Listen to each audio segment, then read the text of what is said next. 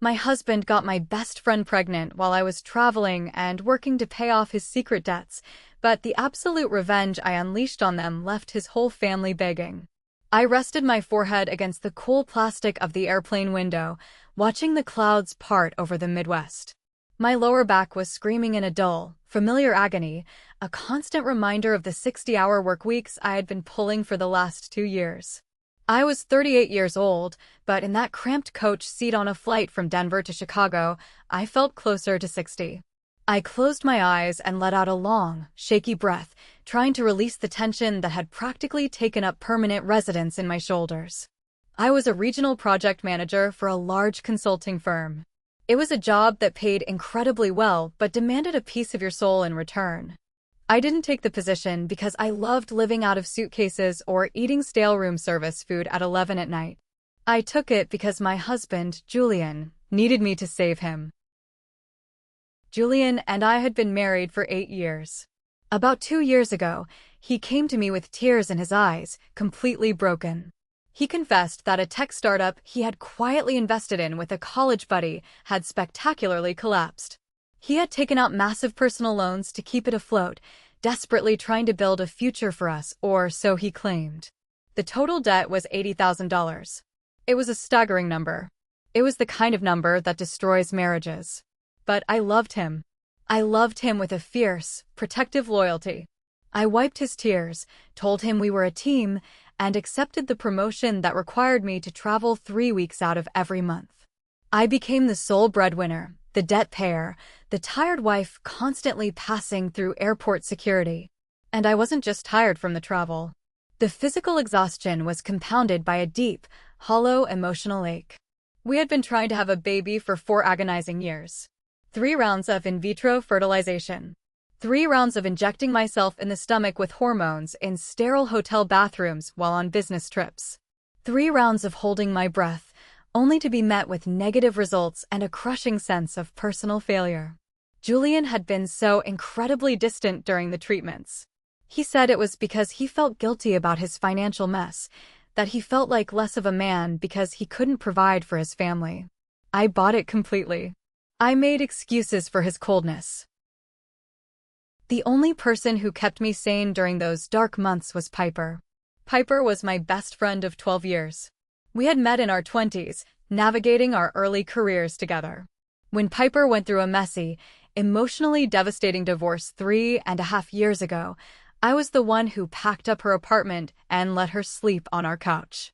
And when my fertility treatments failed, Piper was the one who sat with me in coffee shops, holding my hand, bringing me pastries, and telling me that I was still a complete, worthy woman even without a child.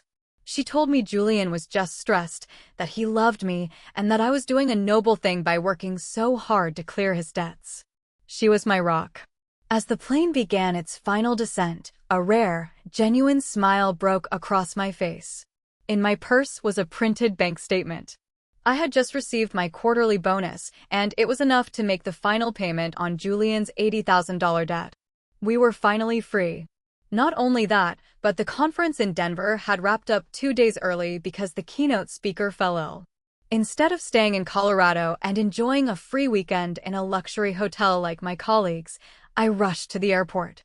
I wanted to surprise Julian. I wanted to walk through our front door, hand him that bank statement, and tell him that the heavy cloud over our marriage was finally gone. We could start over. We could try for a baby one last time, without the crushing weight of financial ruin hanging over his head. I was so full of hope. I was so incredibly naive. The taxi ride from Chicago O'Hare Airport out to our quiet suburban neighborhood usually felt like a slow transition from chaos to peace. Our house was my sanctuary. I had purchased it entirely with the inheritance money my grandmother left me right before Julian and I got married.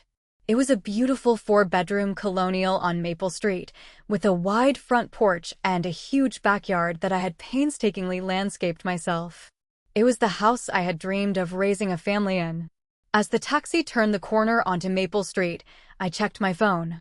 It was exactly 3 in the afternoon on a sunny Saturday. I hadn't texted Julian or Piper. I had kept the secret perfectly. I paid the driver, adding a generous $20 tip because I was in such a good mood, and grabbed my small rolling suitcase from the trunk. But as the taxi pulled away, my smile began to falter. I stood on the sidewalk at the edge of my property, my brow furrowing in confusion. The driveway was completely full, and cars were parked along the curb on both sides of the street. Julian's black sedan was parked near the garage, right where it should be. But blocking him in was Piper's white SUV. That wasn't entirely unusual. They had become good friends over the years, and she often stopped by to keep him company when I was out of town. But behind Piper's car was a silver Lexus that belonged to Julian's mother. And across the street, I recognized the vehicles of at least 3 of our neighbors, plus Julian's brother's truck. My heart did a strange little flutter against my ribs. What was going on? My first, desperate thought was that Julian had somehow found out my flight was arriving early and had thrown together a surprise welcome home party. Or maybe he had looked at the calendar and decided to celebrate us finally paying off the debt. But no, he didn't know about the bonus yet. Did I forget an anniversary? No, our anniversary was in October. I stood there on the pavement, gripping the handle of my suitcase, trying to rationalize the vehicles. It must be a summer barbecue. Yes, that made sense. A casual Saturday get-together. Julian loved hosting, and he probably just invited the neighborhood over to watch a baseball game or something. It explained why he hadn't answered my call earlier that morning. I started wheeling my suitcase up the paved walkway. As I got closer to the house, the sounds of a gathering became undeniable. There was upbeat pop music drifting from the backyard, floating over the tall wooden fence. I could hear the low rumble of masculine laughter, the clinking of glassware, and the high-pitched, joyful shrieks of women talking over each other. It sounded incredibly festive. It sounded happy. A tiny prickle of unease started to spread at the base of my neck. Why hadn't Piper mentioned this to me? We had texted just yesterday, and she had complained about spending the whole weekend alone doing laundry. Why lie about a neighborhood barbecue? I pushed the thought away, blaming my anxiety on jet lag and travel exhaustion. I was just being paranoid. I was the wife coming home to join the party. I fished my house keys out of my purse, careful not to let them jingle too loudly. I wanted to walk in unannounced, to see Julian's face light up when he saw me standing there 2 days early. I wanted to see his relief when I handed him the bank statement. I turned the key in the lock, the deadbolt sliding back with a soft, familiar click. I pushed the heavy oak door open and stepped into the cool, air-conditioned sanctuary of my hallway. The house smelled faintly of expensive vanilla candles and roasting meat. Everything seemed perfectly normal. Until I took my first step toward the kitchen. The hallway was quiet, heavily carpeted, and completely spotless. Julian was a messy person by nature, leaving shoes and mail scattered everywhere, but today, the entryway looked like a page out of a home decor magazine. Someone had spent hours cleaning. I left my suitcase tucked neatly behind the front door and slipped my heels off, my stockinged feet silent on the hardwood floor as I moved down the hall. The voices from the backyard were louder now, carrying through the open sliding glass door in the kitchen. I turned the corner, a bright, eager smile pasted on my face, ready to yell a cheerful hello. The word died in my throat, choking me. My feet stopped moving. My brain simply refused to process the visual information my eyes were sending it. The kitchen, my beautiful, custom-designed kitchen with the dark granite countertops and the white subway tile, had been completely transformed. It looked like an explosion in a pastel factory. Thick, pale yellow and white crepe paper streamers were draped elegantly from the ceiling fixtures, twisting down to the corners of the cabinets. Clusters of helium balloons, alternating in soft yellows, creams, and golds, were tied to the backs of my dining chairs. But it was the kitchen island that made my blood run absolutely cold. The massive granite island was entirely covered in wrapped presents. There were dozens of them, wrapped in adorable elephant print paper, tied with wide satin ribbons. Nestled among the gifts were tall glass vases filled with fresh white daisies. In the very center of the island sat a huge, tiered bakery cake, pristine in white fondant with delicate yellow icing borders. I took a slow, agonizing step forward, leaning heavily against the doorframe because my knees suddenly felt like they were made of water. My eyes scanned the room, desperate for an explanation that didn't shatter my reality. Was it a party for a neighbor? Was Julian hosting a baby shower for a coworker? Then I saw it. Stretched across the large window above the kitchen sink was a professionally printed vinyl banner. The letters were massive, bold, and cheerful. It read, "Welcome to the world, baby Thompson." Thompson. My last name. Julian's last name. A loud, rushing sound filled my ears, like standing too close to a roaring ocean. My lungs seized up. I couldn't pull a single breath of air into my chest. Baby Thompson? I wasn't pregnant. I had taken a test just last week in a sad, lonely hotel bathroom in Denver and stared at the single pink line until my eyes burned. I was empty. So who was baby Thompson? My shaking hands reached out, gripping the edge of the granite counter so hard my knuckles turned white. I pulled myself closer to the island, my eyes locking onto the tiered cake. The writing on the top tier was done in elegant, flowing cursive chocolate. I stared at the words, tracing them over and over in my mind, hoping they would magically rearrange themselves into something else. Congratulations, Julian and Piper. The world tilted violently on its axis. The kitchen spun. I felt a wave of pure, violent nausea wash over me, tasting the bitter acidity of bile in the back of my throat. I squeezed my eyes shut, praying to any god that would listen that I was having a stress-induced hallucination. That I had fallen asleep on the flight, and this was just a twisted, vivid nightmare brought on by my fertility anxieties. I opened my eyes. The cake was still there. The banner was still there. The gifts were still there. Congratulations, Julian and Piper. My husband. My best friend. While I was flying across the country, while I was sleeping in lonely hotel beds, while I was sitting in sterile clinics letting doctors inject me with hormones, while I was working 60-hour weeks to pay off his $80,000 debt, they were making a baby. And they were celebrating it here. In my house. On my countertops. Using my last name. The laughter from the backyard drifted in again, loud and bright. I recognized Julian's deep chuckle. I recognized Piper's melodic, breathy laugh. They sounded so incredibly happy. I stood in my own kitchen, surrounded by the physical evidence of the greatest betrayal a human being could possibly endure. I wasn't just a wife who had been cheated on. I was a sponsor. I was the bank rolling their entire existence. The shock began to burn away, replaced by a cold, sharp, terrifying clarity. I let go of the granite counter, turned toward the sliding glass door, and walked toward the light. I stopped just inches from the sliding glass door, hidden by the sheer white curtains that I had picked out 3 years ago. The afternoon sun was blindingly bright, casting a golden glow over my beautifully manicured lawn. There were about 20 people scattered around the patio and the grass. It was a picture-perfect scene of suburban bliss. And right in the center of it all was the knife that was currently twisting in my gut. Piper was sitting in the expensive wicker patio chair I had bought last summer. She was wearing a flowing, butter-yellow maternity dress that clung perfectly to her curves. And there it was. Her belly. It wasn't a tiny, unnoticeable bump. It was round, pronounced, and heavy. She was easily 6 months pregnant. Maybe more. 6 months. The math hit me with the force of a physical blow. 6 months pregnant meant this affair had been going on for at least 9 months. 9 months of Julian kissing me goodbye before I got in a taxi to the airport. 9 months of Piper calling me to complain about her dating life, acting like the lonely, single friend.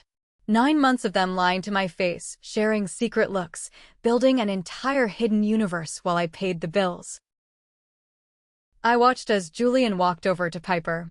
He was wearing a light blue linen shirt, looking relaxed, handsome, and glowing with a kind of paternal pride I had never seen on his face. He leaned down, whispering something in her ear that made her throw her head back in laughter. Then, he placed his large hand directly on her swollen belly. He stroked it. Slowly. Tenderly. My breath hitched, a dry, ragged sob escaping my lips before I could bite it back. That touch. That gentle, loving touch. I remembered sitting on the edge of our bathtub a year ago, my stomach purple and bruised from the daily IVF injections. I remembered crying from the hormonal swings, feeling like a broken, defective machine. I had begged Julian to just sit with me, to just hold his hand over my bruised skin and tell me we would get through it. He had stood in the doorway, checking his watch, telling me he couldn't handle my emotional outbursts and that he had to get back to his home office to work on his startup debts. He had left me alone to weep on the cold bathroom tiles. And now here he was, caressing my best friend's pregnant belly with all the devotion of a saint. My eyes drifted away from them, scanning the rest of the crowd. The betrayal deepened, transforming from a sharp stab into a suffocating, toxic cloud. Standing right next to Piper was Julian's mother. She was smiling warmly, holding up a tiny, yellow knitted baby cardigan against Piper's bump, cooing and admiring it. Julian's brother was at the grill, flipping burgers and laughing.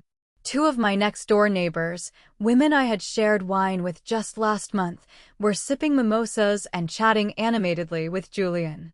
Every single person out there knew. You cannot hide a 6-month pregnancy. You cannot hide a baby shower with 20 guests. They all knew.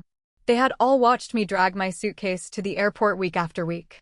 They had all smiled at me, asked about my work, sympathized with my travel schedule.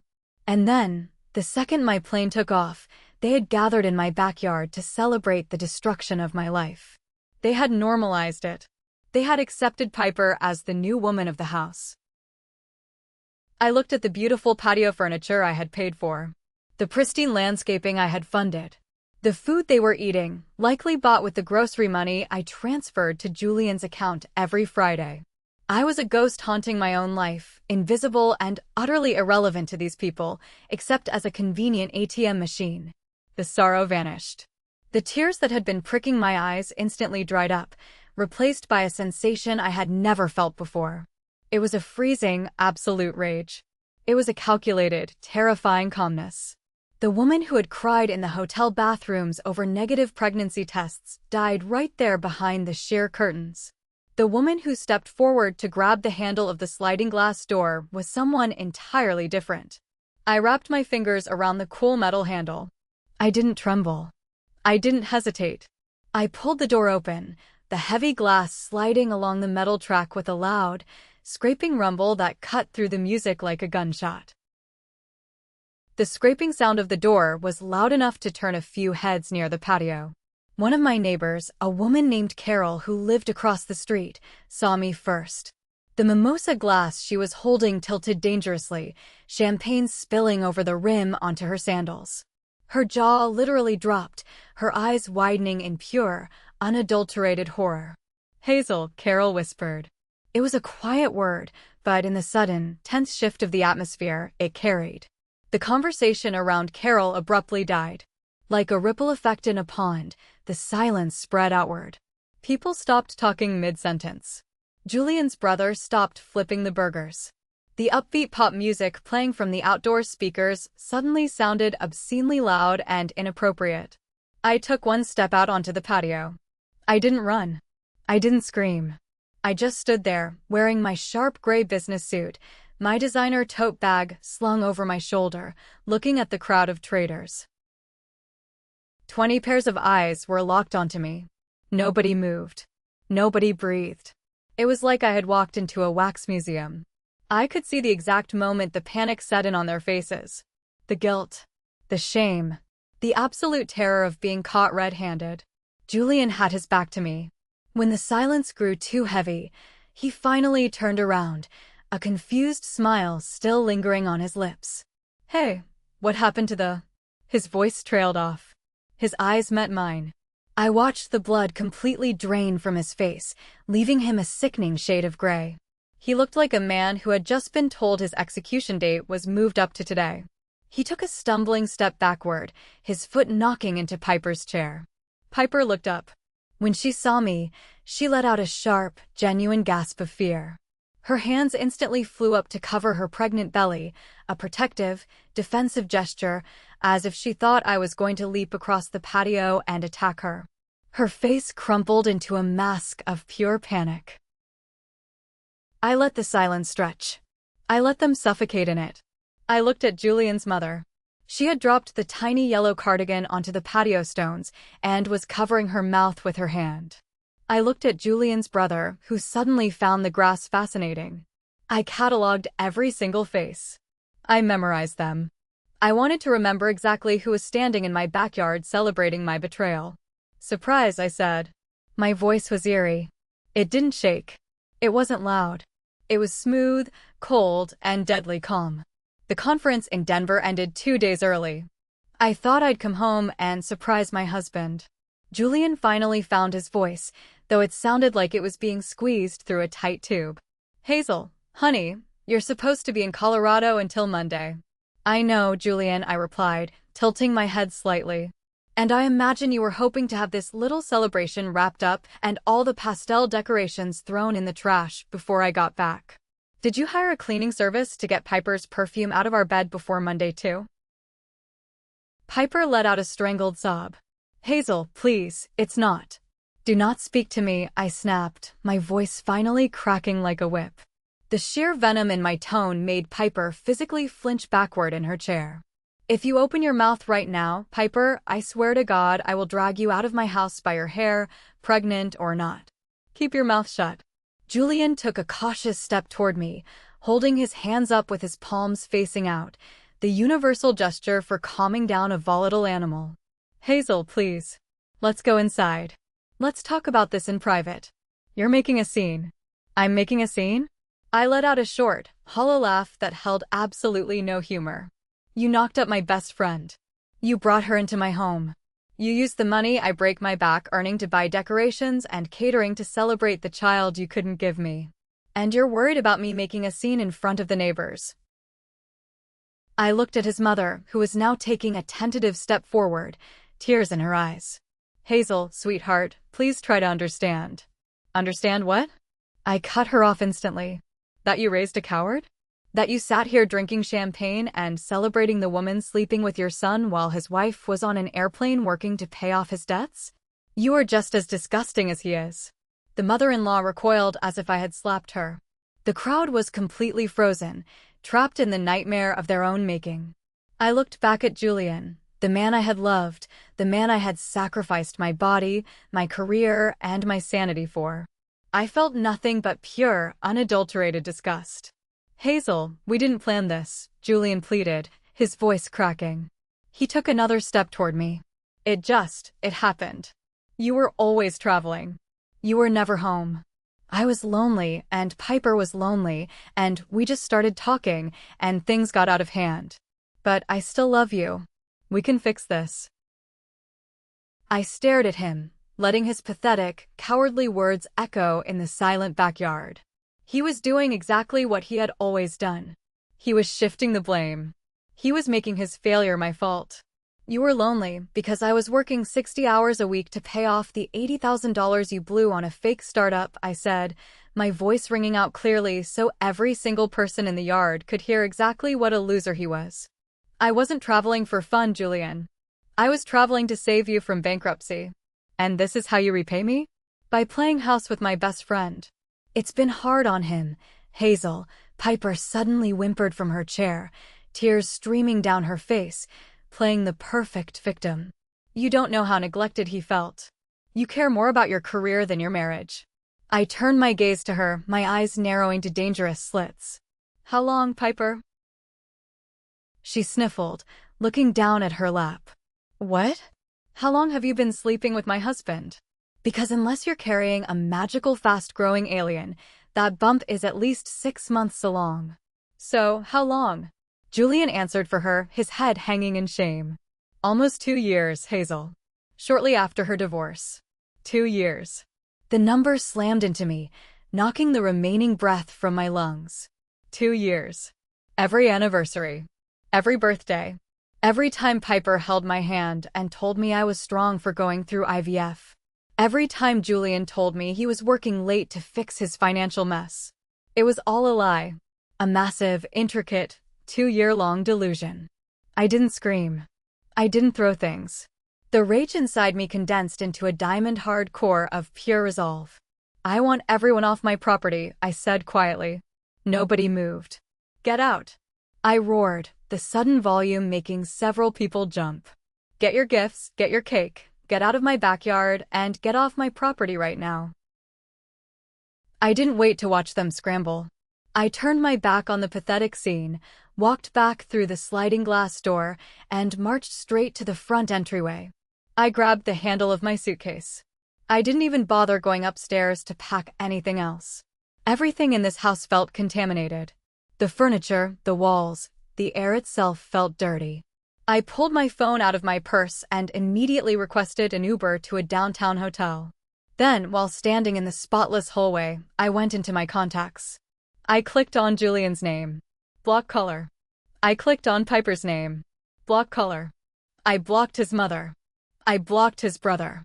I severed the digital ties with clinical precision. I could hear the frantic, hushed chaos outside as people started rushing through the side gate to escape. Julian came running down the hallway, breathless, tears streaming down his face. Hazel, wait. Where are you going? You can't just leave. We are married. He reached out to grab my arm. I yanked my arm back so violently he stumbled. If you ever touch me again, I will have you arrested for assault, I hissed, my eyes locking onto his with terrifying intensity. Enjoy your baby shower, Julian. Because it's the last thing you will ever celebrate in this house. I opened the front door, walked out into the bright afternoon sun, and climbed into the waiting Uber. As the car pulled away from the curb, I looked back one last time. Julian was standing on the porch, watching me leave, surrounded by the fleeing guests of his ruined party. I faced forward, the coldness spreading through my veins. I had lost a husband and a best friend today. But tomorrow, they were going to lose absolutely everything. If you are enjoying this story so far, please hit that like button, subscribe to the channel, and leave a comment below with the name of the city you are watching from. Every single comment helps push this video to more people, and I truly appreciate your support. Now, let's get back to the revenge. The hotel room was on the 24th floor, overlooking the sparkling skyline of downtown Chicago. It was a cold, sterile space with crisp white sheets and a faint smell of industrial lavender. I sat on the edge of the king-sized bed, my laptop humming on my knees, the only sound in the suffocating silence. I hadn't slept. Not a wink. Every time I closed my eyes, I saw the yellow streamers. I saw Julian's hand on Piper's belly. The initial shock had calcified into a cold, diamond-hard clarity. I wasn't just grieving a marriage, I was performing a forensic audit of a crime scene. I logged into our joint banking portal, my fingers moving with clinical precision. For 2 years, I had been the good wife, blindly trusting the man I loved. I never questioned the large cash withdrawals or the strange consulting fees he said were related to his startup debt. I was too busy working 60 hours a week to notice the holes in the bucket. I started with the credit card statements. I pulled up the records for the last 12 months and opened my work calendar on a split screen. The pattern was so obvious it was insulting. Every time I was in Denver or Seattle or New York, the spending spiked. $300 at a high-end French bistro, $250 at a boutique hotel downtown, $85 at a florist. I felt a wave of nausea as I saw a charge for $420 at a luxury maternity boutique called the Golden Bump. He had used my money I earned while eating cold salads in airport lounges, to buy that yellow dress she was wearing. I dug deeper. I found the startup debt account. It wasn't a business loan at all. It was a private savings account Julian had set up in his name only. Every month, I had transferred $3,000 to pay off the debt. And every month, Julian had transferred that exact amount out to an apartment management company. I looked up the address of the management company. It was for a luxury high-rise in the West Loop. Piper's apartment. He wasn't just cheating. He was paying for her entire life. He was the landlord, the provider, and the secret husband, all funded by my bonus checks. I sat back, the blue light of the laptop reflecting in my dry, burning eyes. I thought about the IVF treatments. Each round cost me $15,000. I remembered Julian complaining about the cost, telling me we had to be frugal because of his debts. I had felt so guilty. I had skipped meals. I had stopped buying clothes for myself. Meanwhile, he was whining and dining my best friend, laughing at how easy it was to steal from the woman who loved him. I took a screenshot of every single transaction. I downloaded every PDF. I was no longer a victim. I was a prosecutor.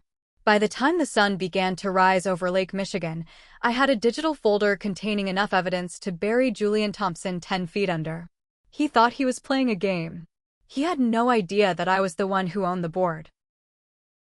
At precisely 9 o'clock on Monday morning, I walked into the offices of Mercer and Associates. Victoria Mercer was a woman whose reputation preceded her. They called her the Great White of the Chicago family courts. I had briefly consulted her 3 months ago when I first felt a shift in Julian's energy, a coldness that didn't feel like financial stress. At the time, I told myself I was being paranoid. I had paid her a $500 consultation fee just to be safe. It was the best money I ever spent. Victoria didn't offer me tea or sympathy. She was a sharp-featured woman in a tailored navy suit who looked like she breathed litigation. She remembered me instantly. "Hazel, I assume you're not here for a check-in this time," she said, motioning for me to sit. I placed my laptop on her mahogany desk and turned it toward her. I caught them. My husband. My best friend. A baby shower in my own backyard while I was supposed to be in Denver. And here, I tapped the screen, is the trail of where my money went. Victoria scrolled through the documents, her eyes narrowing behind her designer glasses. She didn't gasp. She didn't look shocked. She looked hungry. $80,000 in debt payments that were actually rent for the mistress, Victoria muttered, clicking through the tabs. Luxury gifts. Maternity care. Ultrasound bills. Hazel, this isn't just adultery. This is a textbook case of dissipation of marital assets. In the state of Illinois, the court does not take kindly to a spouse using marital funds to support an extramarital lifestyle.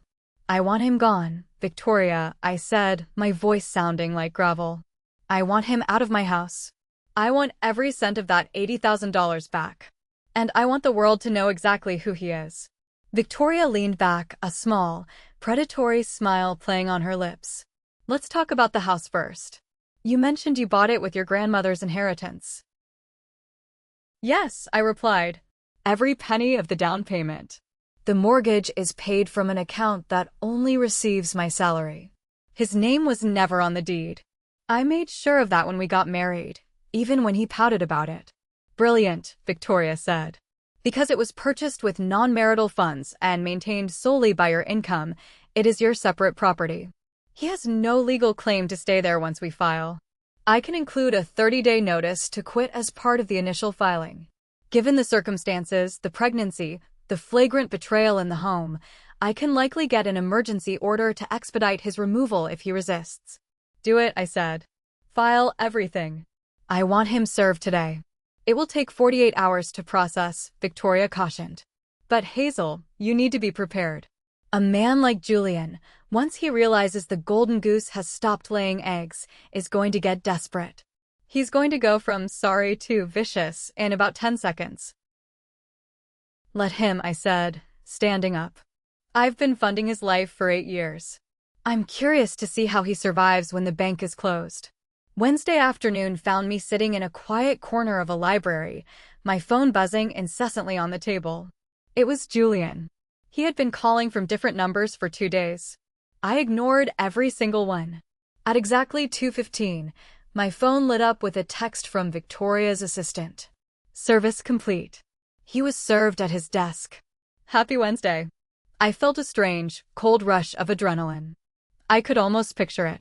Julian, sitting in his mid-level marketing cubicle, trying to look busy while secretly texting Piper when a man in a plain suit drops a thick envelope on his desk.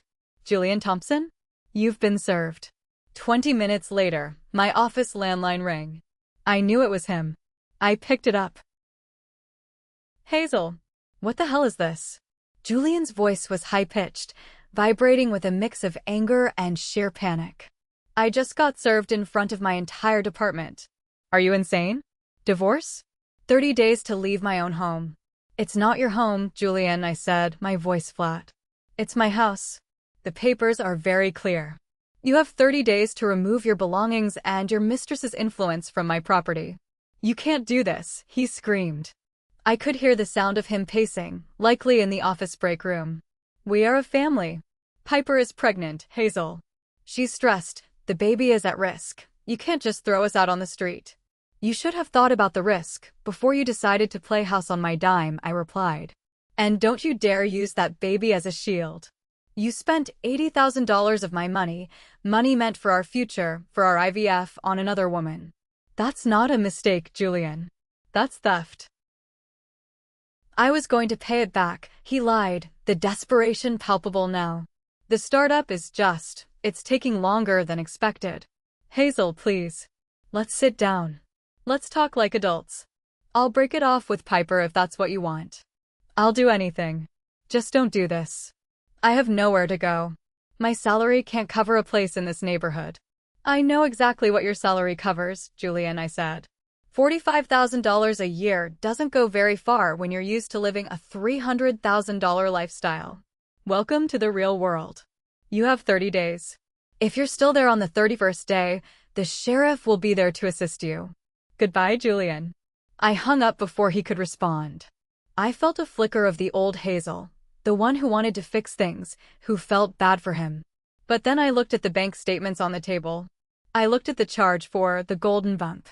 The flicker died. I wasn't his wife anymore. I was his landlord. And his lease on my life had just been permanently terminated. The following Saturday, I attempted a mundane task, grocery shopping. I thought I could handle it. I thought I was strong enough to be out in public. I was wrong. I was in the organic produce aisle, weighing a bag of apples, when a shadow fell over me. I turned, expecting a stranger, but found myself face to face with Martha, Julian's mother. She didn't look like the woman who had been cooing over baby clothes a week ago. She looked like a woman on a warpath. Hazel. We need to talk, she said, her voice loud enough to make the teenager stalking Kale look up. There's nothing to talk about, Martha, I said, trying to move my cart past her. She blocked my path, her face flushed a blotchy red. You are being heartless. My son is in a state of collapse. He hasn't eaten in days. And that poor girl, Piper, she's having palpitations from the stress you're putting on her. Do you want her to lose the baby? Is that what you want? Revenge on an innocent child. I felt the rage bubbling up, hot and fast. Stress I'm putting on her? Martha, your son cheated on me for 2 years. He stole $80,000 from me. And you sat in my backyard and celebrated it. Where was your concern for me when I was working 60 hours a week to pay for your son's affair? Marriage is about forgiveness. Martha hissed, leaning in close. People make mistakes. Julian is a man. He has needs that you weren't fulfilling with your constant traveling. You're a successful woman, Hazel. You can buy 10 houses. But Julian has nothing. If you evict him, you're ruining his life. Be the bigger person. Let them stay in the house until the baby is born. It's the Christian thing to do. I looked at Martha, really looked at her. I saw the same entitlement in her eyes that I had seen in Julian's. They truly believed that because I was successful, I was obligated to be their victim. That my hard work gave them a right to my resources. I am being the bigger person, I said, my voice dropping to a terrifyingly low whisper. I'm not calling the police to report the $80,000 he embezzled from our joint accounts. Not yet, anyway. But as for the house? It's mine. And if you're so worried about Julian and his mistress being on the street, why don't you move them into your guest room? Oh, wait, I know why. Because you don't want Piper's drama in your house either. You just want it in mine so you don't have to deal with it. Martha gasped, her mouth hanging open like a landed fish. Stay away from me, Martha, I warned. And tell your son that every time one of his flying monkeys harasses me, I tell my lawyer to play even dirtier. If I see you again, I'll make sure the divorce decree includes a full public disclosure of his theft. I left her standing there by the Kale, her expensive handbag clutched to her chest. My heart was thumping in my throat, but for the first time in my life, I didn't care about being the bigger person. Being the bigger person had just made me a bigger target. The next Tuesday, I knew Julian was at work. I took the day off. I didn't go to a spa or a movie. I went home. The house felt cold, even though the thermostat was set to 72. It felt like a museum of a life I no longer recognized. I walked into the master bedroom. Julian's side of the bed was unmade. A pair of his socks was on the floor. I felt a wave of visceral disgust. I went to the garage and grabbed a box of heavy-duty black contractor bags. I didn't use suitcases. I didn't use boxes. I used trash bags. I started in the closet. I ripped his tailored suits, the ones I had bought for him when he got his big promotion, off the hangers and shoved them into the bags. I grabbed his shoes, his ties, his cologne. Every time I touched something he owned, I felt a jolt of electricity, a memory of a lie. I moved to the office. This was the room where he supposedly worked on his startup. I found a drawer full of receipts. Not for business software. For jewelry. For lingerie. For a weekend getaway to a spa in Wisconsin that he told me was a leadership retreat. I didn't cry. I just worked. I emptied the bathroom of his expensive razors and skin creams. I went to the kitchen and took every congratulations card and leftover yellow streamer I could find and stuffed them into the bags with his clothes. By 2 o'clock, there were 15 black bags lined up in the garage like oversized ravens. I called a local locksmith.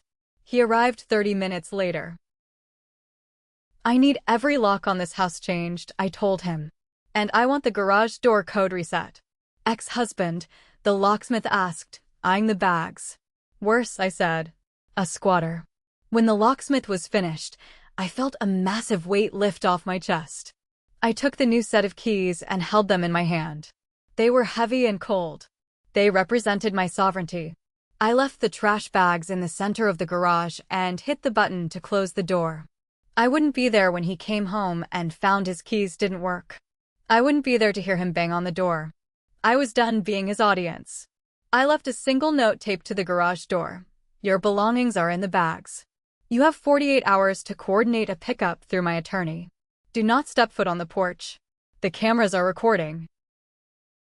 I drove away, feeling more at peace than I had in a decade. The house was empty, but it was finally mine again. The call started around 6 p.m. Julian was using a neighbor's phone. He was hysterical. Hazel, I can't get in. The locks are changed. My clothes are in trash bags in the garage? Are you kidding me? It's raining, Hazel. I have nowhere to go. Piper is at her mother's and her mother won't let me in because she thinks I'm a financial liability now.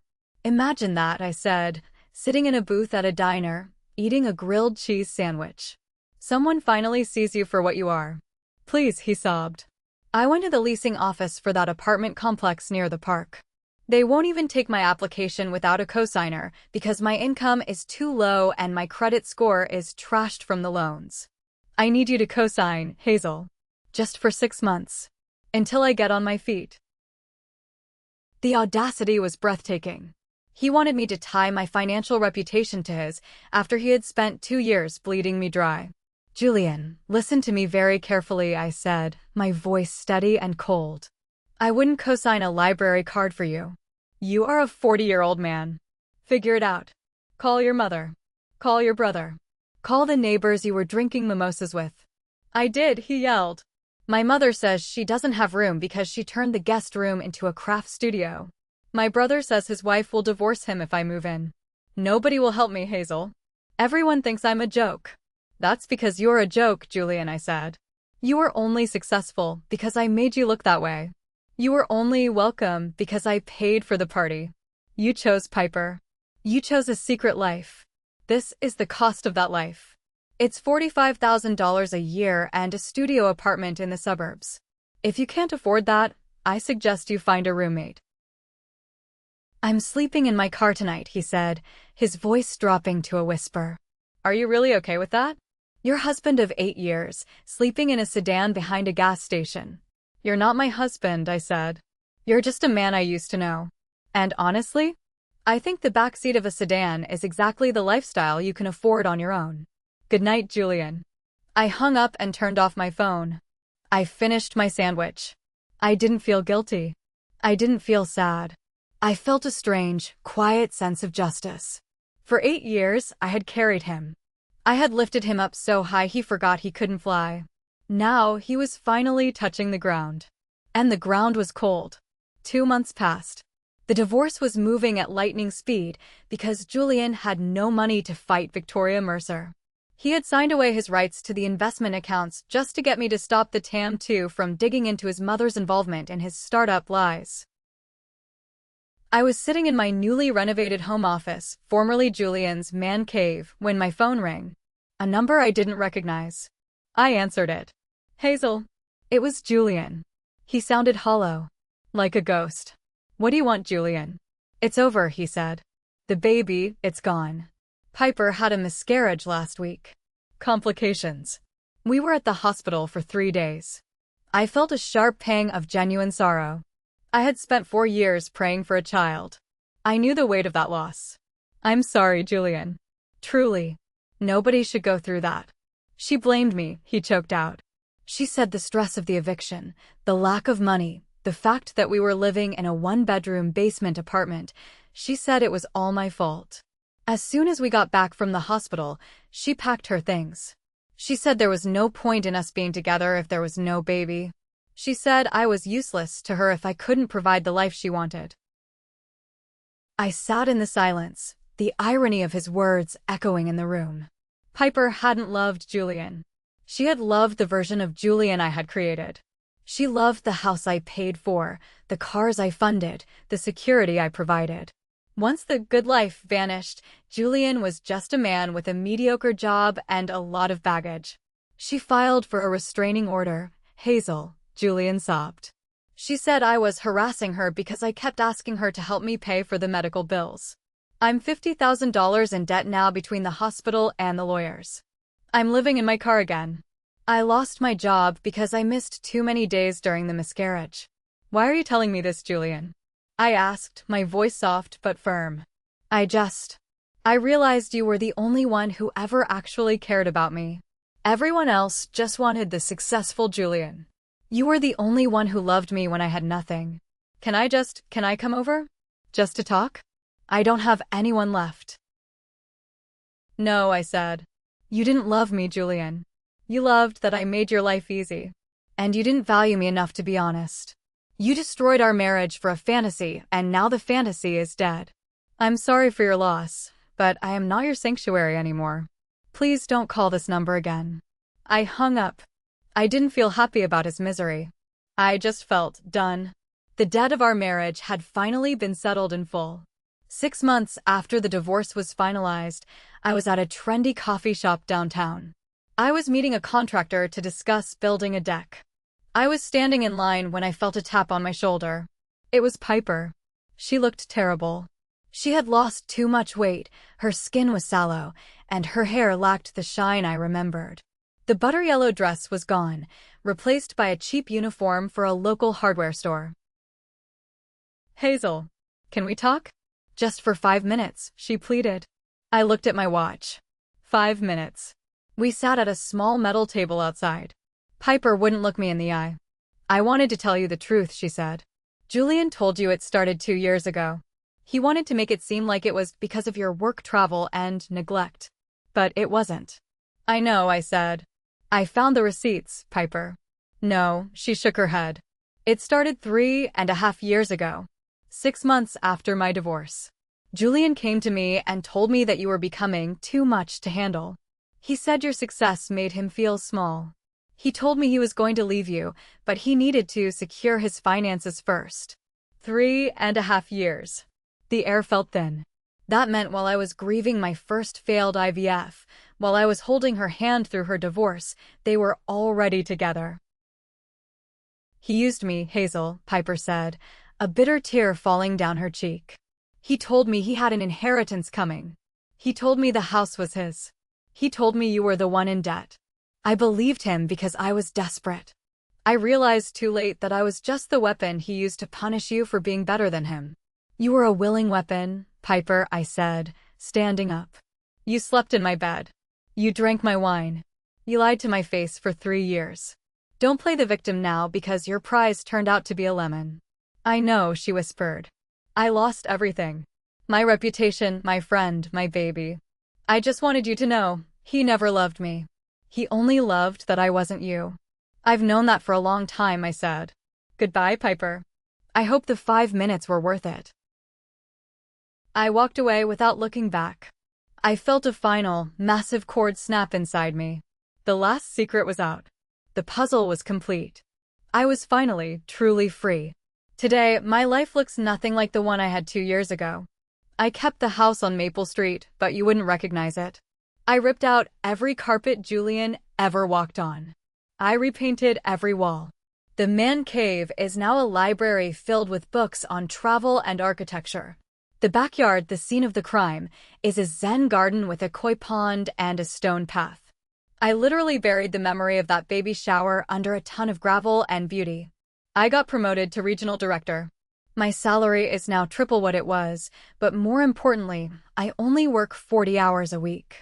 I realized I was overworking to escape a husband I didn't truly trust.